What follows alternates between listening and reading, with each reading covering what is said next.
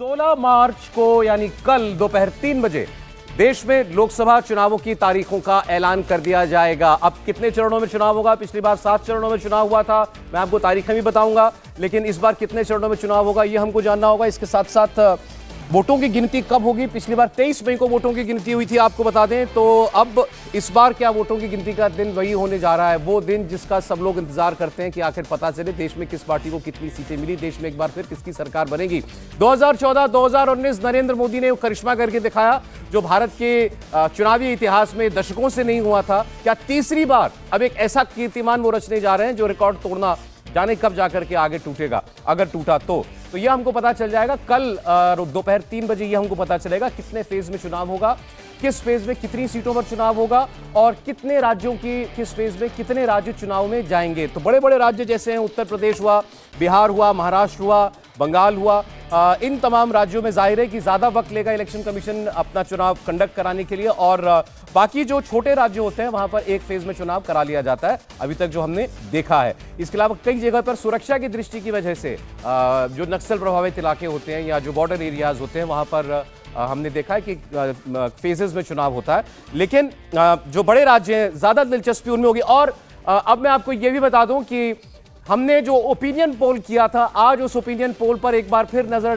डालने का बड़ा अच्छा दिन है कि इस वक्त देश की जनता का मूड क्या है। कल जब चुनावों की तिथियों का ऐलान होने वाला है तो उससे पहले देश की जनता क्या मूड बनाकर रखी हुई है। यानी आज अगर चुनाव हो जाए तो नरेंद्र मोदी की पार्टी को कितने सीटें मिलती हुई दिखाई दे रही हैं, कितना प्रतिशत वोट मिल सकता है। ऐसे ही कांग्रेस पार्टी के लिए बंगाल में ममता बनर्जी को कितनी सीटें मिलेंगी, बीजेपी को कितनी सीटें मिलेंगी, बिहार में एक बार फिर नीतीश कुमार के एनडीए में आने का क्या असर होने जा रहा है, महाराष्ट्र में इतनी सारी पार्टियां अब चुनाव में हैं, बड़ी बड़ी पार्टियों के टूटने का क्या अंजाम होगा, ये आज हम इस पर अभी थोड़ी देर में बात करेंगे। ये सारा डेटा हमारे पास है कि 2019 का इलेक्शन 7 फेज में जो किया गया था उसमें कौन कौन से राज्य कौन सी तारीख को इलेक्शन में गए थे, मैं वो सब आपको बताऊंगा। लेकिन पहले हमारे मेहमानों से आपकी मुलाकात करवा दें। हर्षवर्धन त्रिपाठी जी हमारे साथ हैं रोज की तरह, स्वागत है हर्षवर्धन जी। राहुल महाजन जी हमारे साथ हैं, राहुल जी स्वागत आपका एक बार फिर। और समीर चौगांवकर साहब हमारे साथ हैं।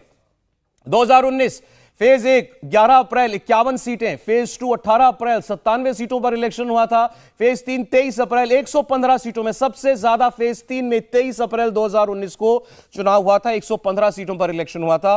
फेज 4 29 अप्रैल 71 सीटें, फेज 5 6 मई 51 सीटें, फेज 6 12 मई 59 सीटें, फेज 7 19 मई 59 सीटें और वोटों की गिनती हुई थी 23 मई को। पहले मैं बता दूं ये 2019 का मैं आपको जो है डेट शीट जो है वो मैं आपको बता रहा था। अब जरूरी नहीं है कि इन्हीं डेट्स पर इन्हीं तिथियों पर आज जो है वो इलेक्शन होगा, लेकिन इसके आसपास जरूर जो है वो रह सकता है। नरेंद्र मोदी की तस्वीर आप देख रहे हैं, आज दक्षिण के दौरे पर हैं, केरल उनको जाना है, तमिलनाडु में उनकी सभा है, रोड शो भी वहां पर वो करेंगे और फिर अपना दिन वो खत्म करेंगे तेलंगाना के अंदर। तो शुरुआत करते हैं, पहले हर्षवर्धन जी से इंतजार था कब इलेक्शन अनाउंस होता है, तो चलिए कल इलेक्शन अनाउंस होने वाला है।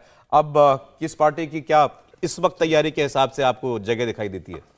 नहीं देखिए, जिसको कहें कि हम लोगों की जो कहें कि उम्मीद थी, प्रत्याशा थी, उससे एक दिन थोड़ा देरी से चुनाव आ रहा है। 15 मार्च मोटा मोटा माना जा रहा था कि 15 मार्च को आ जाएगा और 16 मार्च को आ जाएगा। एक तो अच्छी चीज ये है कि चुनाव आयोग अब पूरा हो गया।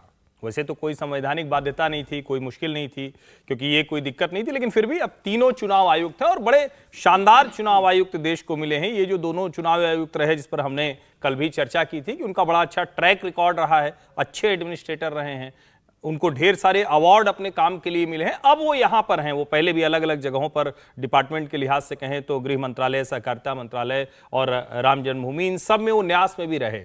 अब सवाल ये कि ये जो चुनाव होने जा रहा है ये क्या तीसरी बार जिसको कहा जा रहा है कि नरेंद्र मोदी लौट आएंगे उस तरफ जाता दिख रहा है, या विपक्ष की कुछ मजबूती दिख रही है? तो अगर हम ये देखें कि किस तरह की तैयारी है, तो नंबर निश्चित तौर पर भारतीय जनता पार्टी के पाले में जाते हैं। और तैयारी से ज्यादा अगर आप ध्यान से देखें, ट्रैक रिकॉर्ड वो अपना बता रहे हैं, आपको देखना नहीं है। वो कह रहे हैं कि भाई हम आज ये लोकार्पण कर रहे हैं, ये शिलान्यास कर रहे हैं, ये सेमीकंडक्टर मिशन चला रहे हैं, ये पुल बना रहे हैं, ये स्कूल बना रहे हैं, ये एम्स दे दिया, ये आईआईटी दे दी, ये मतलब वो अपना सारा ट्रैक रिकॉर्ड बना रहे हैं। वो बता रहे हैं कि जब हम तीसरे कार्यकाल में आएंगे तो दुनिया की सबसे बेहतर रेलवे की व्यवस्था हम भारत में कर देंगे। वो बता रहे हैं कि एक भी वंदे भारत नहीं चलती थी, आज वंदे भारत हो गई और आने वाले समय में रेल के डिब्बे ही बदल जाएंगे। मतलब ये एक मैं उदाहरण कह रहा हूं। तो ये आप काम पर वोट पड़ने जा रहा है क्या, जो आप काम बता रहे हैं? नहीं, काम पर निश्चित तौर पर वोट पड़ता है। देखिए, काम पर ही चुनाव नहीं जीता जा सकता, यह संभव ही नहीं है, लेकिन काम पर भी वोट पड़ता है। और कम से कम ये जो क्लियर कट मैंडेट आता है, इसमें एक बड़ा हिस्सा काम का है, और कम से कम नरेंद्र मोदी इसको जानते हैं। इसीलिए चुनाव के ठीक समय में राम मंदिर बन गया, इतनी चीजें हो गई, द्वारका भी हुआ, लेकिन फिर भी काम बताते रहना है, काम गिनाते रहना है, किससे उसके लाभ हो रहा है वो भी बताते रहना। अब आज की तारीख, आज आप जो बोलेंगे सब रिकॉर्ड में दर्ज होगा, मेरे कागज पर तो लिखा ही जाएगा। आज चुनाव हो जाए, आज चुनाव हो जाए तो हर्षवर्धन त्रिपाठी जी पहले बताइए, नरेंद्र मोदी तीसरी बार प्रधानमंत्री बन रहे हैं? 100%। 100%। एकदम इसमें कोई इफ बट की गुंजाइश नहीं है। राहुल महाजन जी? हाँ, बिल्कुल बन रहे हैं। उनकी पार्टी जिस तरह से है उसमें तो माना जा रहा है किसी पोल के बुनियाद पर नहीं, आपका अपना मानना। देखिए, विपक्षी दल भी मान रहे हैं, नहीं तो वो इतने हताश नजर नहीं आते। और दूसरा ये भी है कि लोग भी ये मानते हैं, जिनसे बात करते हैं आप, कि इस बार जो है बीजेपी एडवांटेज है और बीजेपी की सरकार आने जा रही है। वो कितने सीटों से आएगी ये अलग बात। देखिए, एडवांटेज तो हम उसको कहते हैं कि भाई जैसे बंगाल में चुनाव हुआ, ममता बनर्जी को 22 सीट मिल गई, भाजपा को 18 सीट मिल गई, तो हम कहते हैं एडवांटेज ममता बनर्जी। ये वैसी वाली एडवांटेज वाला चुनाव है या एडवांटेज की बात ले दौड़ने वाला चुनाव है? मैं जब एडवांटेज की बात कर रहा हूं तो ये श्योरिटी है कि बीजेपी जो है मतलब अपना जो आंकड़ा है उसका 272 का, वो 272 मैजिक फिगर सरकार बिल्कुल ला रही है। अब उससे आगे वो कितना वो मतलब सीटें लाती है ये देखने वाली। क्लियर मेजोरिटी की सरकार बनेगी तीसरी बार बीजेपी की, बिल्कुल नरेंद्र मोदी तीसरी बार बनेंगे फुल मैंडेट के साथ प्रधानमंत्री। समीर जी? देखिए सरोज जी, 18वीं लोकसभा के लिए चुनाव होने जा रहे हैं, 17 लोकसभा के चुनाव हो चुके हैं। मुझे लगता है कि अभी तक जितने देश के अंदर चुनाव है, यह चुनाव सबसे ज्यादा नीरस होने वाला है, जिसमें पूरी देश की जनता को और विपक्ष को पता है कि चुनाव परिणाम क्या होने वाला है। सिर्फ चर्चा इस बात पर होगी कि क्या प्रधानमंत्री मोदी 2019 में जो 303 का मैंडेट मिला है, और अति आत्मविश्वास में बड़ी बारीक लकीर होती है, कितना सीट लेके जा सकती है। और मुझे लगता है सरोज जी कि 2024 का चुनाव परिणाम आएगा, प्रधानमंत्री नरेंद्र मोदी 310 से ज्यादा सीटों के साथ फिर से तीसरी बार देश के प्रधानमंत्री लगातार 310, आपने फिगर भी दे दिया मुझे। 310 से ज्यादा सीटें आएंगी। 310 से ज्यादा? बिल्कुल। कोई बेसिस ये आंकड़ा देने का? प्रधानमंत्री मोदी का 10 साल का जो कामकाज रहा है उसके हिसाब से जनता को जो समर्थन मिल रहा है जमीनी स्तर पर, और सबसे बड़ी बात है कि विपक्ष जिस हिसाब से चुनाव लड़ने के पहले हथियार डाल चुका है, विपक्ष एकत्रित नहीं हो चुका है, और विपक्ष के अंदर जो निराशा है चुनाव को लेकर और अपने प्रधानमंत्री मोदी के काम के बाद जिस तरीके से वो डिप्रेशन में, मुझे लग रहा है कि देश की जनता अब प्रधानमंत्री मोदी को वोट आपको निराशा क्यों देख रही है विपक्ष के कैंप में? भाई ममता बनर्जी अगर अलायंस नहीं कर रही है बंगाल के अंदर, तो उनको ये लगता है कि मैं अकेले लड़के ज्यादा सीटें लाऊंगी, तो हिंदुस्तान ये निराशा थोड़ी हुई, ये तो विश्वास हुआ। तो सरोज जी, एक दल ऐसा बता दीजिए हिंदुस्तान में जिसने इंडिया गठबंधन के अंदर सीटों का बंटवारा कर दिया? नहीं हुआ। चलिए, क्या लालू के साथ गठबंधन हो गया? दिल्ली में हो गया, पंजाब में हुआ क्या, जहां सबसे ज्यादा सीटें आती वहां जरूरत नहीं है उनको, बीजेपी चौथे नंबर की पार्टी है। लेकिन दिल्ली में गठबंधन करने के बाद भी ये दोनों दल जानते हैं कि यहाँ भारतीय जनता पार्टी सातों की सातों सीटें जीतेगी, और जब पंजाब में गठबंधन नहीं किया तो उन्होंने भारतीय जनता पार्टी के लिए 3 से 4 सीटें। मैं अपना सवाल बदलता हूं, आपने तो सीट ही दी। सवाल पूछें समीर जी कह रहे हैं कि सबसे नीरस चुनाव होगा, मैं कह रहा हूं सबसे रोचक चुनाव होगा। भले ही ये तय दिख रहा है कि नरेंद्र मोदी चुनाव जीतने वाले हैं, लेकिन ऐसे में ही तो साजिशी सिद्धांत पैदा होते हैं, ऐसे में ही तो कॉन्स्पिरेसी थियरी पैदा होती है, ऐसे में ही कहते हैं जो सब साफ साफ दिख रहा है, नहीं कुछ और देखो, कुछ जरा अंदर जाके देखते हैं। तो मुझे लगता है कि चुनाव नीरस नहीं होगा, खूब जमकर रोचक होगा। हां, यह जरूर है कि जब जनता के बीच में भरोसा बनाने की बात करते हैं तो शायद विपक्षी पार्टियां वहां कमजोर है, इस वजह से जो समीर जी कह रहे हैं वो वाला नीरस तो दिख रहा है। ठीक है, ऐसा ये कह सकते हैं। अब आपने कहा, उन्होंने कहा नीरस, आप कह रहे हैं रोचक होगा। ये शायद मुमकिन है कि चुनाव तो बड़ा रोचक हो, भाई क्या क्या कहा जाएगा, क्या क्या जवाब दिया जाएगा, तो वो तो बहुत रोमांच पैदा करेगा, लेकिन जब नतीजे आएंगे तब लगेगा कि अरे यही नतीजे आ रहे थे तो शायद नीरस था चुनाव, शायद के साथ। देखिए, हम मान रहे हैं कि ये चुनाव जो है उसमें बीजेपी, जैसे मैंने पहले कहा, मैं फिर कहूंगा एडवांटेज पे। नंबर दे दिया उन्होंने, आप नंबर दे सकते हैं। नहीं, एडवांटेज पे है बीजेपी। लेकिन देखिए, ऐसा भी नहीं है कि तमिलनाडु में कोई डीएमके कम बेहतर चुनाव लड़ेगी, ऐसा भी नहीं होगा कि टीएमसी कोई बहुत ही खराब चुनाव लड़ेगी। एग्जैक्टली, मैं भी ये कह रहा हूं। ऐसा भी नहीं होगा कि आरजेडी जो है वो एकदम हथियार डाल देगी। ऐसा नहीं है पंजाब में आप जो है वो कोई खराब करेगी। तो जो पार्टियां जहां पर मजबूत हैं, या फिर मैं ये भी कहूं उड़ीसा में कोई बीजेडी बहुत ज्यादा वो हो जाएगी, मानो समझौता हो रहा है। हाँ, समझौता है, लेकिन फिर भी अपनी सीटें तो लड़ेगी, सारी तो बीजेपी को नहीं दे देंगे ना। सही। तो जहां पे जो मजबूत है, जैसे केरल में अगर लेफ्ट और कांग्रेस मजबूत है तो वहां पे अब ये नीरस चुनाव है कि रोमांच पैदा करने वाला चुनाव है। आप प्रधानमंत्री की बात सुन लीजिए बस। आज आप नरेंद्र मोदी की बात सुन लीजिए। इस किस्म के स्टेटमेंट बड़े कम दिए जाते हैं राजनीति के अंदर, और टॉप पोस्ट पर बैठा व्यक्ति तो देता भी नहीं है। नरेंद्र मोदी ये कह रहे हैं, मैं कश्मीर से आया हूं आज कन्याकुमारी, सबका घमंड तोड़ दूंगा। इस बार मैं कश्मीर से कन्याकुमारी आया हूं। बहुत बड़े परिवर्तन की आहट देख रहा हूं। तमिलनाडु में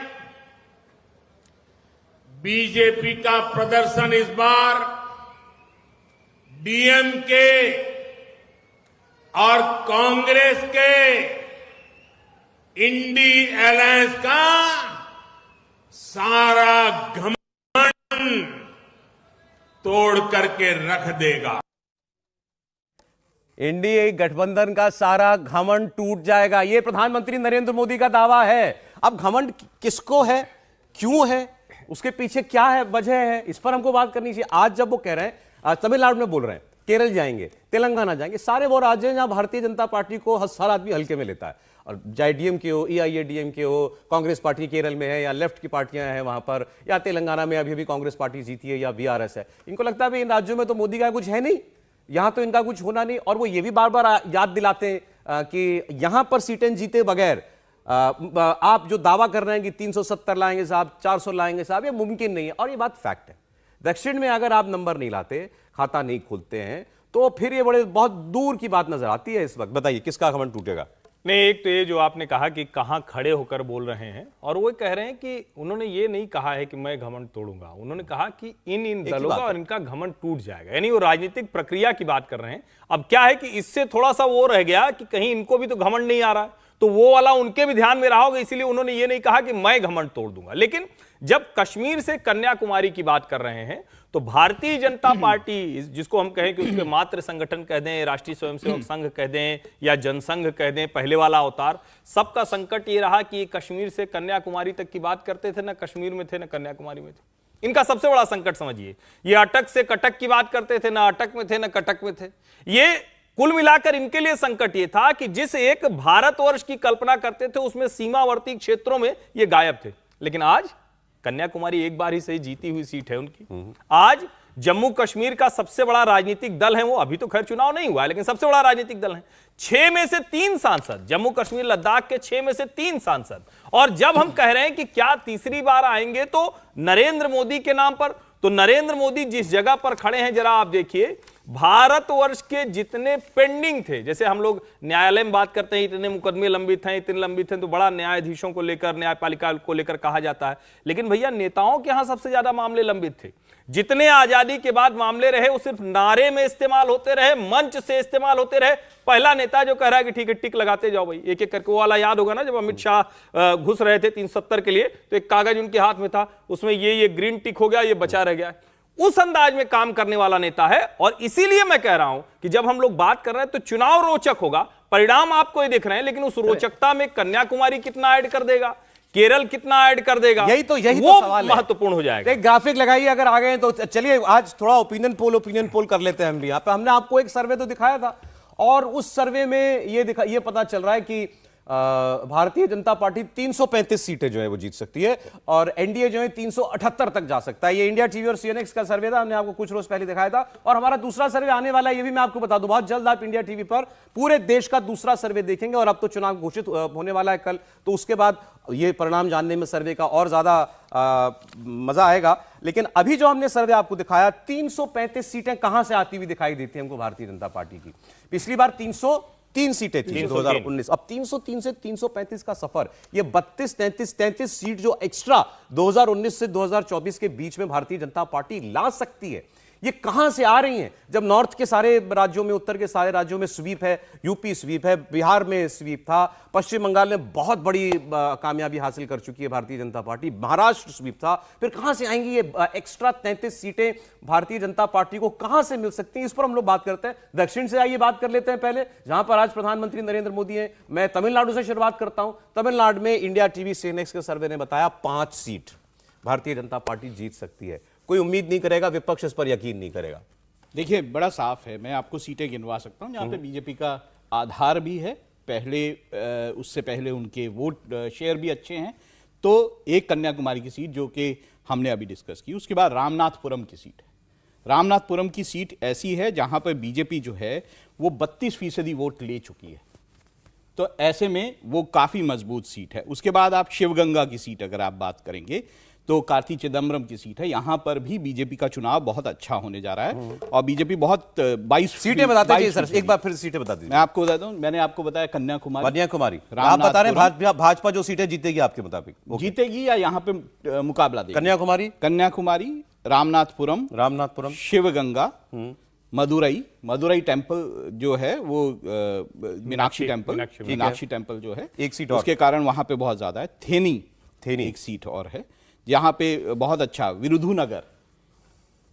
ओके, ये 6 सीट आप बता रहे हैं भाजपा अच्छा करेगी इस बार, बहुत अच्छा करेगी, नंबर जीतेगी, सीट निकालेगी, सीट निकाल सकती है, यहाँ पे बहुत संभावनाएं हैं सीट निकाल। दर्शक सोच रहे होंगे चलिए आपने 6 बताई हैं, हम 3 मान लेते हैं, 6 की 6 तो अब मुमकिन नहीं है, हो भी सकता है, लेकिन वैसे थ्योरी ऑफ प्रोबेबिलिटी में 3 मान लीजिए। इसकी देखिए 3 मान लीजिए, मैंने कहा 32, प्रधानमंत्री की बात करेंगे तो वो तो कह रहे हैं कि 70 सीटें एक्स्ट्रा आएंगी हमारे पास 2019 से। मैं कह रहा हूं जो सर्वे ही बता रहा है 35 एक्स्ट्रा आ सकती है, 32 कहां से आएंगी?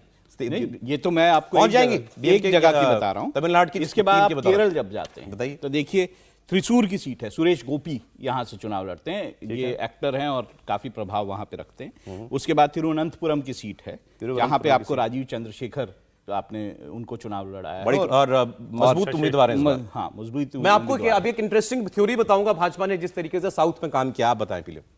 देखिए, उसके बाद आ जाती है पलक्काड़ की सीट, पलक्काड़ की सीट, ये एक अतिनंगल की सीट है। अतिनंगल, ये ऐसी सीटें हैं, 4 सीटें आप मानते हैं? मैं ऐसी और भी एक केरल में आ सकती है, 4 से ज्यादा ये ऐसी अनिल एंटनी वाली पत्तनमथिट्टा भी जोड़ सकते हैं, पत्तनमथिट्टा भी जोड़ सकते हैं, अर्नाकुलम भी जोड़ सकते हैं। तमिलनाडु से चेन्नई की जो साउथ कॉन्स्टिट्यूंसी है उस पे भी भारतीय जनता पार्टी बेहतर प्रदर्शन कर सकती है। एआईडीएमके जहां जहां खत्म हो रही है उस जगह को भी, जिसको कहते हैं ना कि फिल इन द ब्लैंक्स, तो जहां एआईडीएमके लिखा हुआ था वहां भी भारतीय जनता पार्टी बेहतर प्रदर्शन कर सकती है। देखिए, हमने आपको कई बार बताया ये, और खासतौर पर जब अभी विधानसभा के चुनाव हुए थे, कि भाजपा जो है वो अब अपने किसी भी चुनाव में जाते हुए सीटों को कैटेगराइज कर लेती है, A category, B category, C category. A category seat वो सीटें होती हैं जहां सबसे ज्यादा संभावनाएं जीत की। बी कैटेगरी वो है जहां पर अब मामला 50-50 है, जीतते भी हैं, हार भी चुके हैं कई बार, या नजदीकी मुकाबला रहा, कम मार्जिन से सीटें जीती है। और सी कैटेगरी वो सीट है जो बहुत मुश्किल है, बहुत टफ है।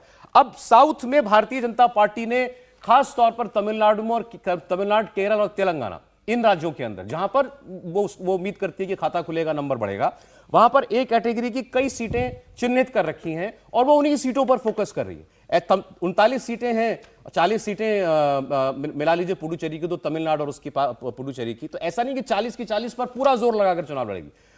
कैटेगराइज किया कि हाँ ये 6 सीटें, ये 7 सीटें, इस पर जोर लगाओ पूरा, यहां पर अपनी एनर्जी लगाओ, उम्मीदवार यहीं पर बढ़िया दो, यहीं पर अपने सारे रिसोर्सेस को लगाओ।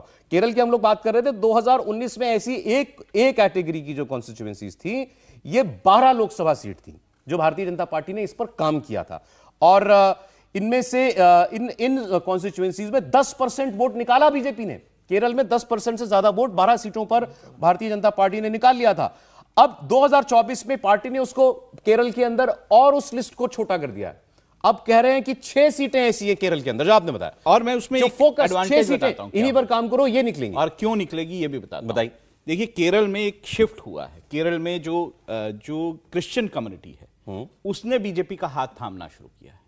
ये एक बड़ा शिफ्ट है जिसके कारण वहां पे पहले, क्योंकि बीजेपी के साथ ये कम्युनिटी नहीं रहती थी, तो बीजेपी को मतलब कोई संभावनाएं नहीं बनती थी। अब इन सीटों पे बीजेपी की संभावनाएं इसलिए भी है क्योंकि क्रिश्चियन कम्युनिटी उसके साथ दिखाई देती है। अब स्ट्रैटेजी मैं आपको बताता हूं, ये नोमैड स्ट्रैटेजी कहलाई जा रही है। नोमैड कौन होते हैं हमारे यहां, मतलब जो एक जगह से दूसरी जगह, क्या घुमंतु उम्मीदवार की स्ट्रैटेजी पर भारतीय जनता पार्टी दक्षिण में काम कर रही है। कैसे, मैं आपको बताता हूं। जैसे एक उम्मीदवार है इनकी, शोभा सुरेंद्रन, केरल में उन्होंने चुनाव लड़ा, 14 में भी चुनाव लड़ा, 19 में भी चुनाव लड़ा। अब पलक्कड़ की कॉन्स्टिट्यूएंसी में इन्होंने 2009 में जिस पलक्कड़ में भारतीय जनता पार्टी को 8.7% वोट मिला था, उसको बढ़ा दिया, 2014 में 15% वोट कर दिया इन्होंने। यही लड़ी दोनों चुनाव। 15% वोट बढ़ा दिया इन्होंने। अब आमतौर पर कोई पार्टी क्या करेगी, अरे हमारा ये उम्मीदवार 2 चुनाव में आया, इसने हमारा वोट प्रतिशत बढ़ा दिया, इसको उतारो, तीसरी बार उसी सीट पर उतारो उसको। बीजेपी ये नहीं कर रही। उन्होंने देखा ये उम्मीदवार हमारा मजबूत है, मेहनती है, जहां जाता है वो हमारा वोट बढ़ जाता है। यहां इसने हमको 15% पर ला दिया, अब इसको दूसरी कॉन्स्टिट्यूएंसी में भेज दो, यहां कोई और उम्मीदवार दे दो, इसको उस कॉन्स्टिट्यूएंसी में भेजो जहां पर वोट उठाने की दोबारा जरूरत है। तो अब वो शोभा सुरेंद्रन जो है किसी और तीसरी कॉन्स्टिट्यूएंसी में चुनाव लड़ेंगे जाकर के। ये बड़ा इंटरेस्टिंग है समीर जी। निश्चित रूप से, और मैं तो कहता हूं सौरभ जी, दक्षिण में इस बार भारतीय जनता पार्टी सबसे बेहतर प्रदर्शन करने वाली है। देखिए उत्तर भारत में तो भारतीय जनता पार्टी सबसे मजबूत है ही। प्रधानमंत्री मोदी इस बार जितने समीकरण स्थापित है सब ध्वस्त करने वाले हैं। आजमगढ़ में उन्होंने कहा था कि गढ़ ध्वस्त होने जा रहा है, हम कर चुके हैं, और वैसे ही दक्षिण में होने वाला है। मुझे लगता है मोदी जी से ज्यादा भरोसा आपको है। नहीं, मुझे ऐसा लगता है प्रदर्शन में भरोसा है, आदमी परफॉर्म कर रहा है उसके बाद भरोसा किया जा रहा है। और प्रधानमंत्री मोदी ने 2019 में कहा था चुनाव परिणाम आने के बाद कि 2014 में तो आपने मुझे मेरी परीक्षा नहीं ली थी, आपने मुझे बहुमत दिया, पूर्ण बहुमत का, और 2019 में आपने मुझे 5 साल मेरा काम देखा, उसके बाद मुझे आपने 303 की सीटें दी है। मतलब मेरा काम आपको लगा है कि मैं आप देश को दूसरी बार नेतृत्व दे सकता हूं। तो मुझे लग रहा है कि इतना नीचे केरल चल रहा है, इसलिए बता दूं मैं, ये इंडिया टीवी सीएनएक्स का ओपिनियन पोल का डेटा आप देख रहे हैं नीचे स्क्रीन पर, लगातार चलता रहेगा, हम इस पर बात भी करते रहेंगे। 3 सीटें जो है बीजेपी जीत सकती है केरल में, ये हमारा सर्वे कह रहा है। निश्चित रूप से, मैं तो अभी उत्तर भारत में भी आपको बता दूं सौरभ जी कि अगर उत्तर भारत में भी एक ऐसा स्कोप है जहां भारतीय जनता पार्टी 25 से ज्यादा सीटें बढ़ाने वाली है। कहां? आप उत्तर प्रदेश देखिए, उत्तर प्रदेश में भारतीय जनता पार्टी कम से कम 7 से 8 ज्यादा सीटें इस चुनाव में बढ़ाने वाली है पिछले बार की तुलना में।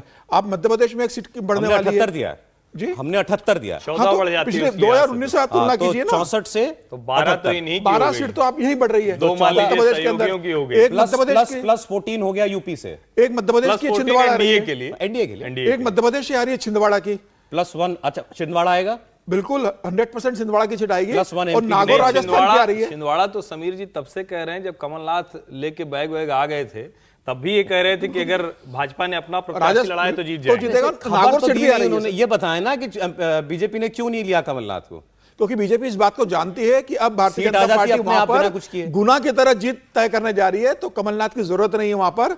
वहां से बंटी साहू चुनाव 2024 में जीतेंगे।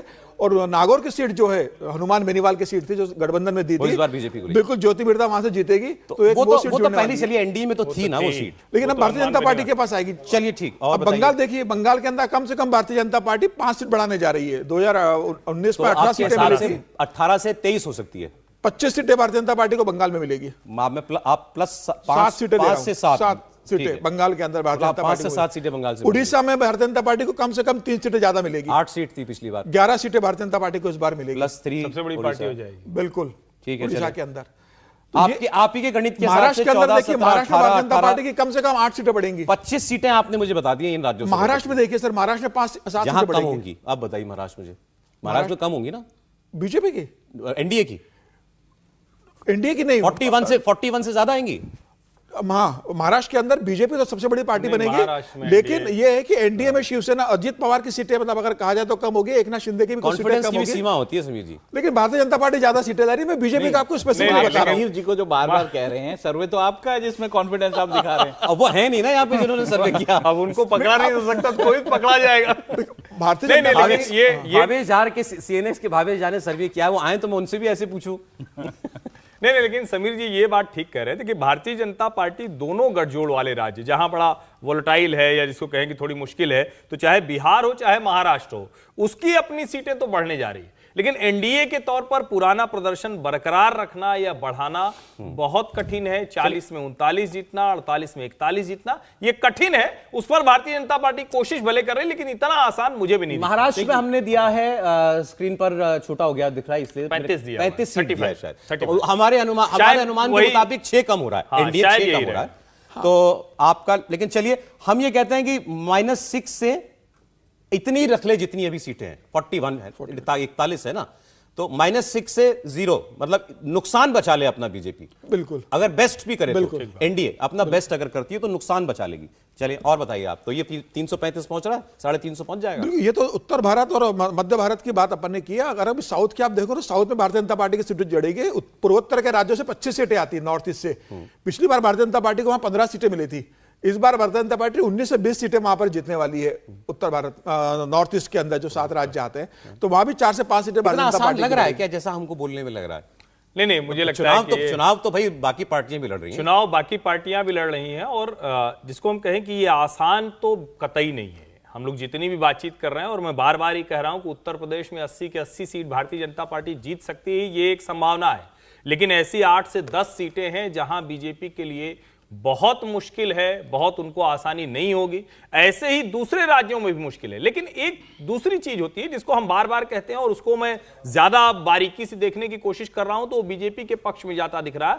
जो किनारे बैठा हुआ मतदाता है, एक तो तय कर लेता है। तो चुनाव के वक्त आ गए, कल तारीखें आ जाएंगी, ज्यादातर लोग भले ओपिनियन पोल वालों को न बताएं, किसी दूसरे को बताने में जिसको कहें कि थोड़ा झूठ भी बोल दें, लेकिन मन में तो सबके पक्का है, वो जान चुके हैं। कहा कुछ लोग होते हैं जिसको बार बार कहा जाता है कि स्विंग वोटर होते हैं, कोई सेफोलॉजिस्ट 3%, कोई 5%, वो वाला वोटर बीजेपी के साथ जाने वाला है। और अगर वो जाने वाला है तो कोई भी इसका अनुमान नहीं लगा सकता कि 303 से कांटा कहां जाकर रुकेगा। वो वही एक मतदाता था जिसने बंगाल में 3 से 77 कर दिया, 2 से 18 लोकसभा में कर दिया, 40 में से 39 बिहार में गठजोड़ को कर देता है। मुझे लगता है कि वो अगर आप देखेंगे तो आपको सारी चीजें आसान लगेंगी, लेकिन आसान नहीं है, बहुत मुश्किल चुनाव है, लड़ाई लड़नी पड़ेगी।